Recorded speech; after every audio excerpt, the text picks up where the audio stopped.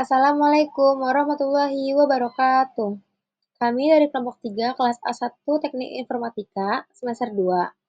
Di sini kami akan menjelaskan materi tentang sistem modul I/O dari mata kuliah Organisasi dan Arsitektur Komputer. Sebelum mulai ke materinya, izinkan kami untuk memperkenalkan diri kami masing-masing. Saya sendiri Marina Safitri, rekan saya ada Azalia Nazmi Ataya, Sophie Nabila, Radia Tommy, dan Rafli Iza. Langsung saja masuk ke materinya. Izinkan saya untuk menjelaskan materi yang pertama, pengertian sistem modul I/O. Sistem modul I/O adalah komponen penghubung antara CPU dan perangkat input atau output I/O yang bertugas mengatur, mengontrol, dan mentransfer data antara perangkat I/O dengan sistem komputer CPU dan memori. Mempelajari sistem I/O berarti memahami bagaimana modul I/O beroperasi, bagaimana mereka mengelola data, dan bagaimana mereka berinteraksi dengan perangkat periferal untuk memungkinkan pertukaran informasi. Selanjutnya dipersilakan kepada Azalia Nazmi. Baik, izinkan saya menjelaskan materi yang kedua, yaitu penjelasan sistem modul I/O. Karena perangkat I/O memiliki karakteristik yang berbeda dengan CPU atau terutama dalam hal kecepatan, format data, dan cara kerja, maka tidak bisa langsung dihubungkan ke CPU. Modul I/O hadir untuk menyelesaikan masalah ini dengan fungsi-fungsi berikut. Yang pertama, fungsi utama modul I/O yaitu mengontrol perangkat I/O agar dapat beroperasi dengan baik. Yang kedua, menerjemahkan perintah dari CPU ke format yang bisa dimengerti perangkat I/O. Yang ketiga, mentransfer data dari atau ke CPU atau memori. Yang keempat, menangani status dan error dari perangkat I/O. Yang terakhir, mengatur komunikasi secara sinkron agar tidak terjadi konflik atau kehilangan data. Baik, materi selanjutnya akan dibacakan oleh Raditya Tommy. Oke, selanjutnya saya akan membacakan cara kerja sistem modul I/O. Cara kerja modul dalam sistem I/O. Modul I/O bertindak sesuai perantara antara CPU dan perangkat input atau output. Karena perangkat I/O memiliki kecepatan dan cara kerja berbeda dari CPU.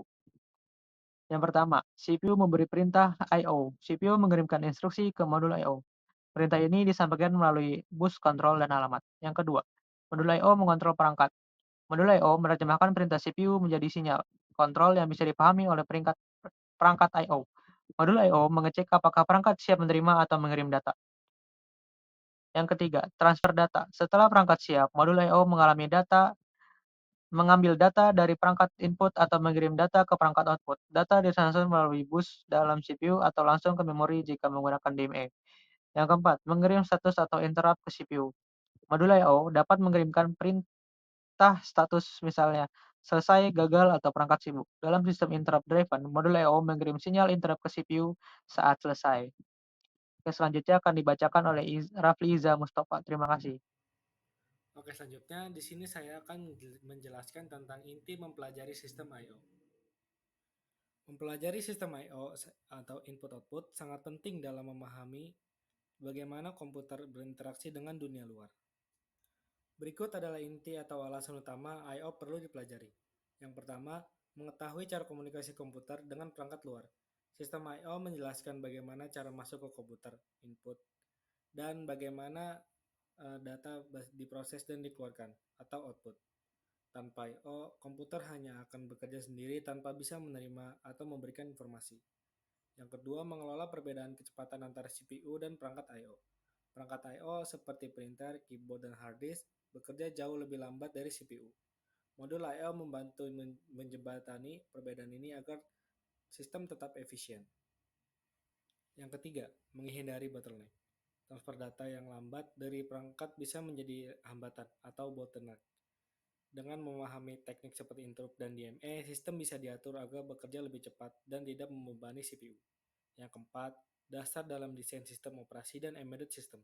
Pemahaman sistem I/O yang sangat penting dalam sistem operasi, mengelola file, driver, interrupt, embedded system, microprinter, dan perangkat pintar, real-time system, robotik, dan otomasi industri. Yang kelima, meningkatkan efisiensi sistem komputer. Dengan memilih metode I/O yang tepat, programmed interrupt dan DMA, sistem bisa bekerja lebih hemat waktu dan sumber daya. Cocok untuk membuat sistem yang responsif dan handal. Selanjutnya akan dibacakan oleh Sophie Nabila. Baik, kesimpulannya adalah sistem modul I/O adalah bagian penting dari komputer yang menghubungkan CPU dengan perangkat input-output. Modul ini mengatur komunikasi, kontrol dan aliran data antara sistem pusat dan perangkat luar. Cara kerjanya mencakup penerimaan perintah dari CPU, pengendalian perangkat I/O, serta pengiriman data. Mempelajari sistem I/O penting untuk memahami interaksi komputer dengan perangkat luar, mengoptimalkan kinerja, dan sebagai dasar dalam pengembangan sistem operasi maupun embedded system. Sekian presentasi dari kelompok kami, kurang lebihnya mohon maaf. Wabillahi taufiq wa hidayah. Wassalamualaikum warahmatullahi wabarakatuh.